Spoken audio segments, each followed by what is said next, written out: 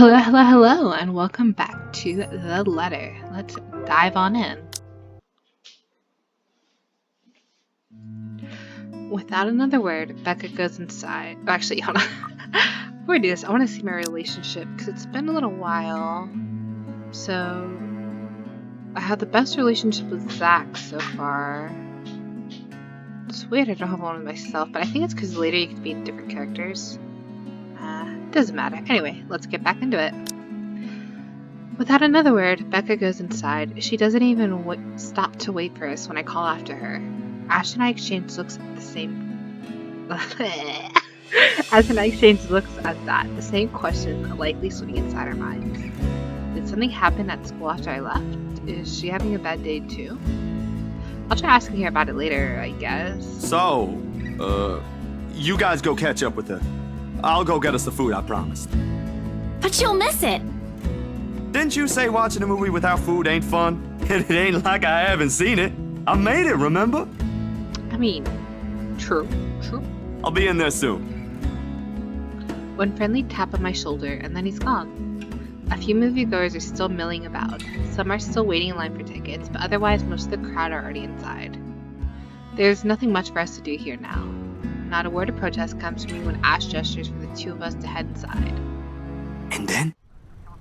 Are you sure it wasn't one of the cleaning crews? Absolutely sure. Somehow, halfway through the movie, the conversation steered towards what happened in the mansion. To be fair, Zach was the one who brought it up again. In his own movie's premiere. It's kind of funny, actually. Now the film's just serving as background noise, while we're speaking in hushed tones, careful not to disturb anyone inside the small hall. Well, except for Ash. I just hope we don't end up arguing about it again. We'll all get kicked out for sure. Though, with how loud Ash's voice is, we'll probably get thrown out way before any argument happens. Only Becca still remains engrossed in the movie, completely ignoring us. She's been quiet the whole evening, speaking only when referred to. If I didn't know any better, I'd think we did something that offended her. Did we? And then I ran. You heard what happened after. I still think it's something else. It was standing right in front of me, Ash. He's one of the smartest people I know, but geez, he should learn to listen. Plus, didn't he say he doesn't believe in these things? Why is he in the conversation again? Exactly. I heard what you said, but it's a small room. There are a lot of things someone else could have done there without your knowledge. If I could see it up close, maybe I can... I am not going back there. Ain't that a problem if you're hosting an open house? I mean, shit, at this point, hopefully someone bought it. Rose does the first floor tour. I ain't sure ghosts can be restricted to one room, Bella. There are no ghosts, Zach. Stop putting useless ideas in her head. Yeah, but I was thinking, maybe all the house needs is a blessing. Wasn't it left uninhabited for years? Oh, the house did change hands over the years from one distant relative of the Ermengardes to another. None of them bothered to live in it, though, and it remained that way up until its current owners decided to sell it. Why didn't I think of that? I didn't peg you as the religious type, Zach. I mean, you could still peg it now. Ah ha ha ha. Nothing like that, Ash. Who knows, though? It might bring something positive to the place. That's not a bad idea. I just don't know where I could find someone. You're not seriously considering his suggestion, are you? Do you have a better idea? And this, oh my gosh. They should just run away. She should never come back. Find a different job. I don't know, something. I hate it when people do this in horror movies. I know where. I could contact him for you if you want. I mean, I get it, but like, come on. You'd do that? Or we can find you a psychologist instead. There are very few times in my life where I wish my glowers could kill. This is one of those. Ash, that is not a very appropriate thing to say right now. No, wait, that's not what I meant. Ethnographer. I meant ethnographer. This guy's a psychologist too, of course, if you... Ashton, if you don't stop... Rebecca knows the guy I'm talking about too. She can vouch for him. Becca tears her eyes away from the screen at the mention of her name. Huh? What? Oh, are you talking about Professor Andrew? He used to work with my parents at the university. Can you guys keep it down? Sorry, the scaredy cat here mentioned curses. Not that I'm saying this is one, but talking to him is a better solution for me than getting a random priest to bless an old house. He'll even help you figure things out, teach you a couple things. See, my thing is, right, like, I know she's trying to sell the house, but, like, once the house is sold, it's none of her business, so, like, I don't know, I just feel like it's a waste of time and money to do that, you know what I'm saying? I mean, I get it, it progresses the story. And probably put your fears to rest, since this looks to be bothering you a lot. Ash might be right, too. However, what Zach suggested is something I'm more familiar with. Granted, they don't believe me. They're only giving me these suggestions to put my mind at ease, but it's better than being ignored or being laughed at. I can take comfort in knowing they are willing to hear me out. So, what do you think? It's your call. We'll go with whatever you want. I don't know. I'm gonna go ahead and save here. Let's save this file. I have kind of a lot of save files. I'm gonna meet the priest first. I'll think about it. But maybe we could go with Zach's idea? Yeah, we'll see where this leads us, and then I'll come back to Ashton's suggestion. I'm not so sure about that. Well, it wouldn't hurt to try, right? If it doesn't work, it doesn't work. At least we did something than just stand around. I'll let you know when he's available, Bella. Thanks, Zach. I knew I could count on you. Guys, I said keep it down. You keep insisting that we still watch it. You're not even paying attention yourselves. True, though. It ain't a big deal, Rebecca. I'm the one who broached the subject in the first place. It's still your film, Zachary. A good film, mind you. You worked hard on this. The least we could do is watch it with you. And that's what you're all doing. I really appreciate all of you making time for this. Sorry, Becca. We'll stop now. I throw her an apologetic look, even if Ash is the only one she should be reprimanding, but her attention is already back on the screen. She's ignoring us again. When Becca is acting this way, there's a big chance something's nagging at her. We really need to talk. We all fall into comfortable silence after, the kind only you can share with people you're most at ease with. For the first time today, the letter lays forgotten in my bag, if only for a few hours. Night has fallen by the time we exit the movie house. Despite the late hour, the streets are still bustling full of people, those about to head home, those set to meet someone, even those simply wandering about. Walking in the sea of unfamiliar souls, it strikes me how easy it is for one to get lost in a city as nondescript as Luxborn. I was afraid too. At one point back when I was new, I just set foot in this place. Now with familiar faces walking with me, it feels a little like home.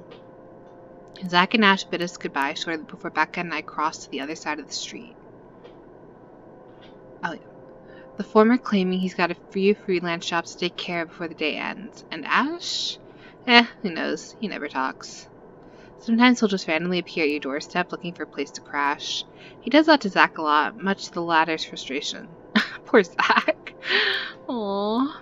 But he's a busy guy too, in spite of the laid-back air he gives off. Thanks for today, everyone! No problem, Zach. I'm sorry for what happened earlier. Help. Oh, shit. Huh?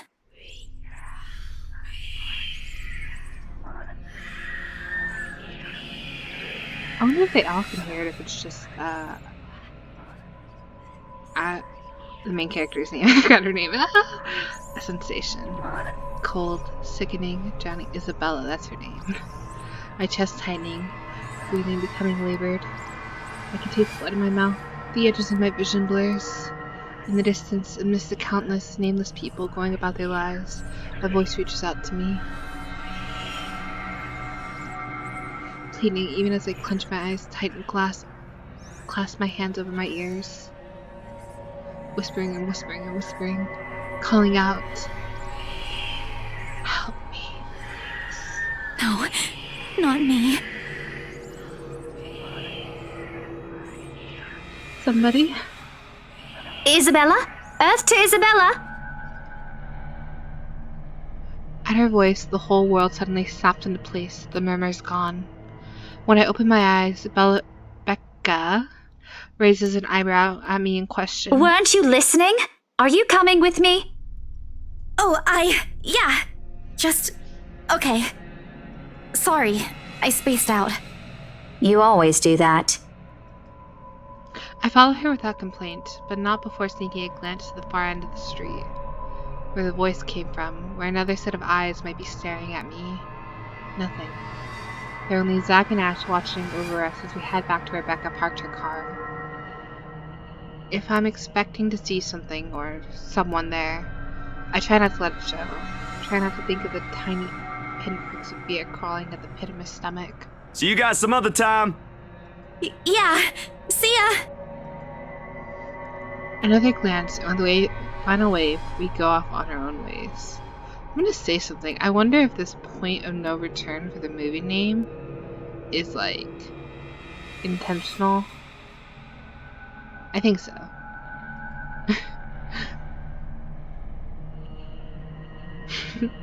The movie back here is called Pocket Chibi. It's funny. I don't know what that is. It's something cats. I don't know what I saw. I don't know what I heard. I don't want to know. And if this is what would help me sleep tonight, would give me back that normalcy in my life, then so be it. The darkness closes around me, grasping, pulling, engulfing me. The ground caves in without warning. I'm falling. Damn, bitch, you live like this?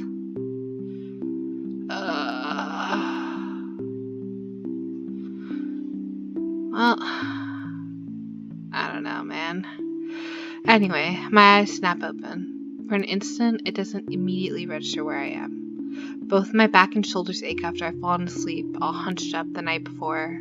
Drenched in sweat, the nest of pillows I often keep around me feels more suffocating than comforting. I let my eyes adjust to the bright morning light streaming through my window and allow my breathing to slow down before untangling myself from the pile. I haven't had a single dream since coming to Luxport, or at least none I can recall having. It's a shame because they used to be so vivid. Not the crazy vivid, but the more pleasant kind I'll tell my siblings about. Maybe it's just the stress of living alone? The knowledge that I'll always wake up in an empty apartment with no one to tell stories to. What time is it? Habit forces me to look over at the clock, even with the soreness weighing heavily on my shoulders and propulsion to never leave my bed for the day. In a heartbeat, I'm up. Oh man, of all the times to oversleep! Towel? Towel? Where's my towel? Admittedly, it's the weekend, as an unspoken rule that entitles me to extra hours of sleep. But if Rose didn't kill me yesterday, she sure as hell will now. And right after what happened? Oh lord, one box of donuts as a peace offering won't be enough the second time around. Grabbing my towel, I'm already a few short steps away from the bathroom when a muffled ringing breaks out from my bag. There's a moment of indecision at first, my mind conflicted whether I should just ignore or answer it. But what if it's Rose? Or worse, our boss? Sheesh. In the end, the rational part of my brain wins out. The letter from yesterday peeks out when I pull the device out.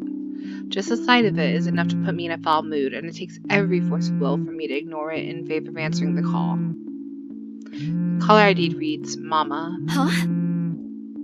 It's about 4:45 p.m. in the Philippines right now. That's an unusual time for them to call.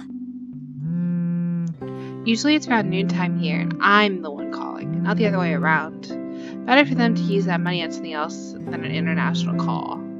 Regardless, in the most cheerful tone I can gather. Hello? Hello? Grace? How are you? Mama! I'm doing okay. How are you guys over there? We're good. EJ won a storytelling contest at school the other week. Brought home a medal. I thought you should know. There's a tired lilt in her voice as she speaks. It's been there since Papa had to leave his job. I wish there's something I can do for her, but from miles away like this, the least I'm able to is not make her worry. If only my older brother would actually lend a hand, but Lord knows if that'll ever happen. Odds are, Kuya Jordan's already out drinking right now. Again. I can't count on my older sister either, knowing she's a family of her own, and, well, 8 Ann's financial situation. 8 Ate? I'm so sorry if I'm butchering that. Financial situation isn't exactly great right now, having ran herself knee deep in debt. Great! That's great! Tell him congratulations from me. And let him know I'm gonna send him a little something extra this Christmas. How about Nico? Karen? Michael? I hope they're okay? They're doing well. They wanted to talk to you, but they're all busy with school. Oh no, that's fine. I don't want to bother them. Just tell them to keep doing their best for me. I'll just call back when I know they're not busy. And Papa? How's Papa doing? It's a subject I'm a bit hesitant to broach. From the way Mama's voice hitches, she doesn't want to bring it up either. Papa. Grace, he's having a little difficulty right now. Weak appetite, he's having trouble swallowing, and lost a few pounds. But the doctor said we should keep encouraging him. It just means his body's accepting his new treatment well. The money you sent last time helped a lot to pay for it, by the way. Oh, I see. That's good. I won't deny that life has gotten tougher for our family. It used to be easy back when Papa was in good shape. Aww. But ever since he was diagnosed with sickness 5 years ago, he has been unable to provide for us. Now the burden of feeding 8 mouths and settling Papa's bills all rests on my shoulders.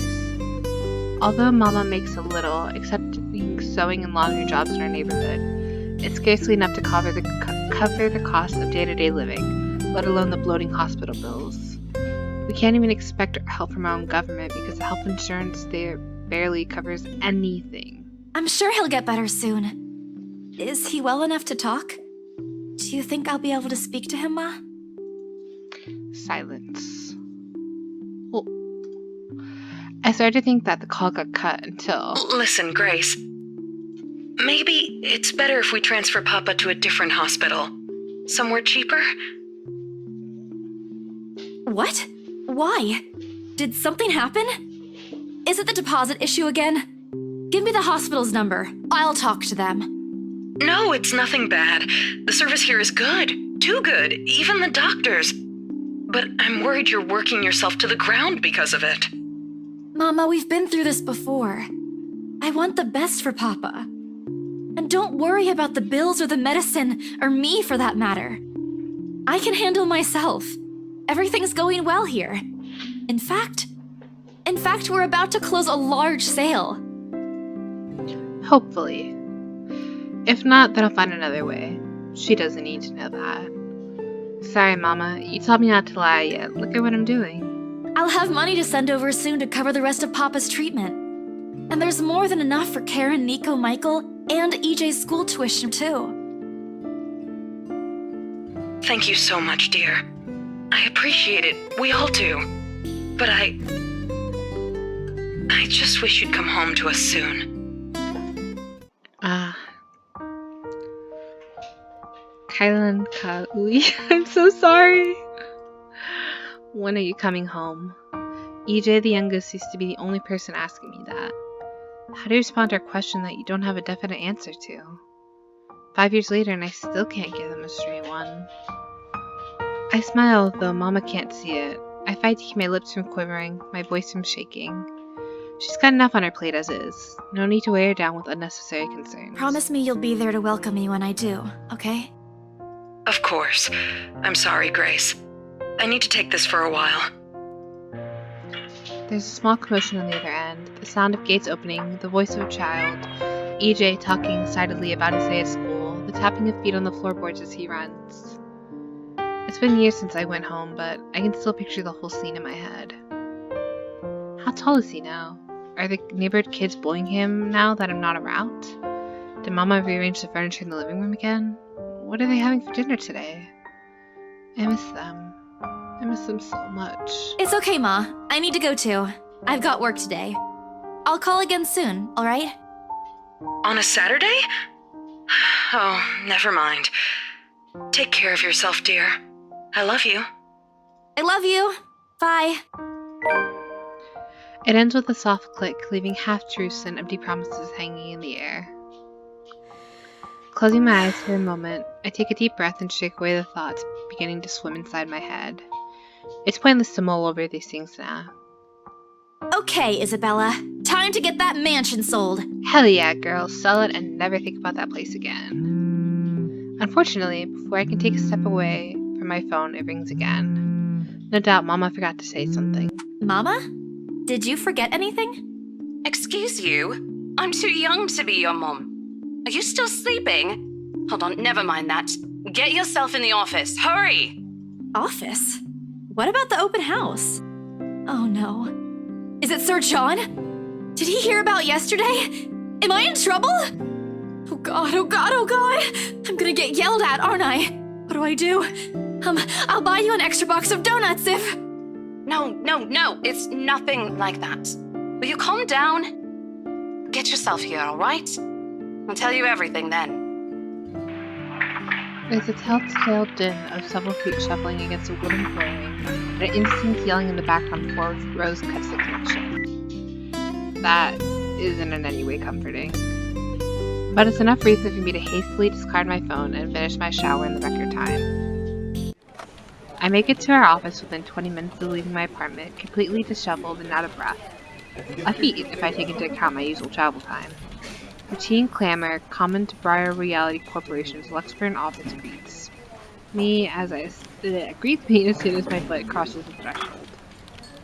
Papers rustling, telephones ringing at sporadic intervals, agents talking at varying volumes, staff moving about, and... Where the hell is C? Where are my employees? What the actual fuck, guys? Of all the times to disappear without notice! I love this guy. I don't even know him. He's probably the biggest asshole, but I love him. My boss's words turn muffled as someone else closes the door to his office, likely the work of our HR manager. Throughout the past weeks, he's been in a bad mood over a few employees who have failed to report to work. I hear they're still trying to get a hold of them, but to no avail. The result is half their workload has been shifted to available staff, so as to not lose clients. Not that I mind the extra work. If anything, it means I'll have more to send to my family back home. Although the rumors of a branch closure circulating because of this is indeed a bit worrisome. My bag barely touches the top of the table when Rose pulls me aside. Here, I need you to help me with these papers. If you could also get these signed and photocopied before lunch today, that would be great. One after another, she thrusts a bunch of paperwork in my hand without explanation. A page flutters away from the top of the pile and I lean down to pick it up, my eyes scanning the top of the page as I straighten. Am I stupid? She said lunch, but didn't her phone say 4:45 p.m.? That's not important. A purchase and sale agreement. Rose simply gestures her thumb in the direction of our visitor's lounge, and I tilt my head in question. There, seated on the sofa, looking completely out of place in the humbly decorated room, is the same couple from the day before. The Wrights. Something bubbles in my throat. Their presence in the office can only mean one thing. They're buying it? We got a deal? She swats at my hand, tugging her sleeve, although her eyes are alright, alit with something akin to joy. She wants the sale to happen as much as I do, and now that it's here, the deal needs to be closed yet. Documents need to still be signed still, but the elation is there. Along with a foreboding feeling I can't quite pinpoint. I had to do a little damage control, but they're already interested in acquiring the property, even before they attended the open house. I mean, isn't it obvious? They already hired an interior designer. I've never seen a buyer as aggressive as Madame Wright. She didn't even try to negotiate a lower rate. One at a time, Rose. I can't process everything you're saying at once. What do you mean? They're paying 15% higher than the listing price, as long as we get the paperwork done as soon as possible. Ooh, get it. I think if we allow it, they'll be paying up front, too. Even with that urban legend? Rose nods. Oh, I was so sure we lost the sale after yesterday. Don't look so surprised. We still have to conduct some last few checks before we completely hand it over to them. Please. I'll happily do the paperwork duty, Rose. I'll even go to the land registry myself and make sure the property changes hands with every single legal blessing. Don't they have better things to spend money on? I'd haggle it down to the lowest price possible if I were in their place, especially with the stories attached to it. Not that my opinion matters one bit here. We're just their agents who are going to receive the hefty commission after all, nothing more. Rose gives me a pat on the shoulder, signaling that she's heading back to them, and an unspoken instruction for me to follow after I'm done. It doesn't take me long to finish what work she left me. In fact, having our boss sign the agreement is the easiest, since it has put him in a better mood to the entire office's relief. Ma'am Hannah calls me over the moment she notices my presence at the lounge door. Her lips are twisted in a frown. She doesn't seem particularly happy to see me, and I'm not surprised. Who wouldn't be? I almost created a scene. Mr. Wright, however... Why, if it isn't the little Lily? I trust you're feeling well now. It's Isabella, sir. Not Lily. I appreciate your concern. I'm feeling better now. I really don't understand why they can't get my name right. It's fairly complicated. It shouldn't be too hard to remember. Regardless, I hand him the copy of the agreement. I believe I can take that. Thank you very much. With how elegantly she flicks the papers off my hands, it's easy to think that there isn't any trace of irritation in her. But it is there. Radiating in her stiff stance, and the way she's standing at a fair distance from her husband, now the two look to be ignoring each other. Seeing this scene, it soon becomes clear to me that I'm not the one who's put her in a bad mood. Did they fight? Most probably. I've seen it happen dozens of times with previous clients. It's a shame, especially with their new mansion.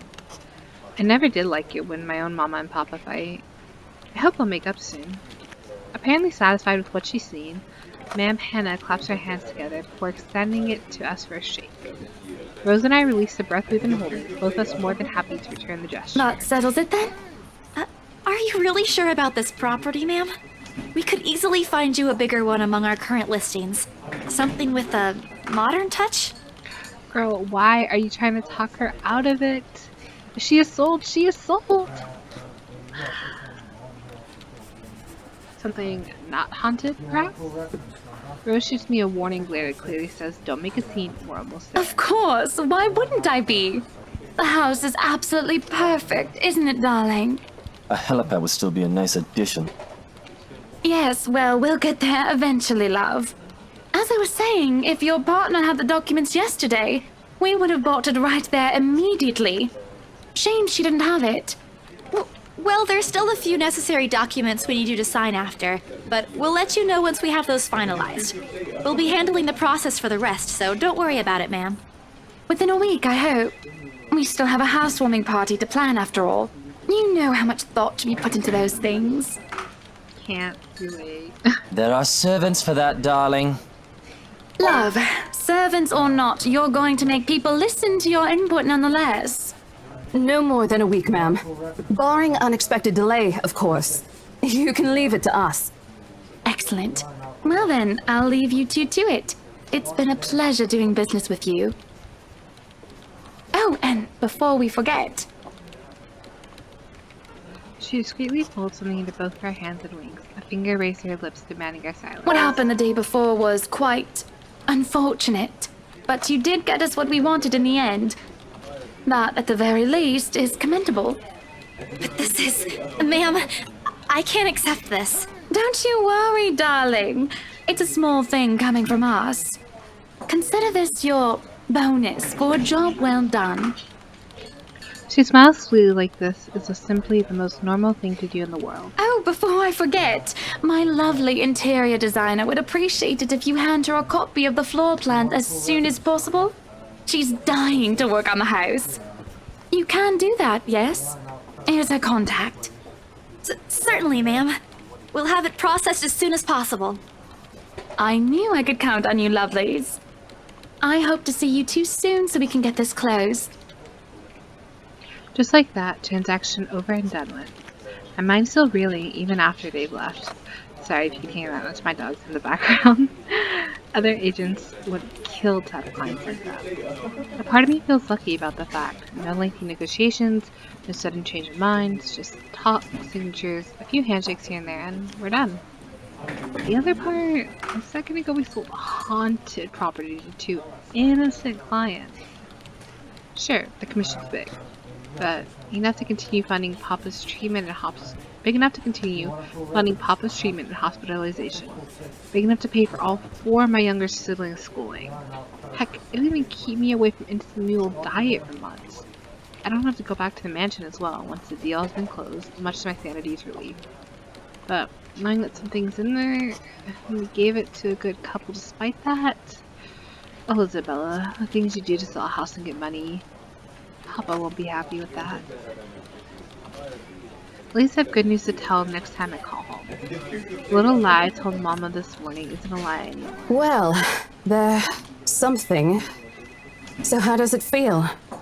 How does what feel? Your first big multi-million-pound sale, silly. I know you've been with us for years, but this has got to be memorable for you. So I'm assuming, since currency is pounds, they're in the UK. Memorable is an understatement, Rose. Come on, show some enthusiasm. They gave us a bonus, too. Aside from the commission and the other bonus boss promised. What are you gonna do with it? I don't know. Send it home, probably? All of it? Not everything, of course. Most of it. I'll leave some for my living expenses. Listen here, Isabella. I'll teach you something I should have told you before we ended your training. She slings an arm over my shoulder and leans in close to my ear, as though she's about to share a big secret. It's okay to celebrate from time to time. I don't get it. It's simple. Go out, do something for yourself. Throw a party and treat your friends to free food. Turn up, sis. Didn't you say the last one's some sort of tradition back at home for you?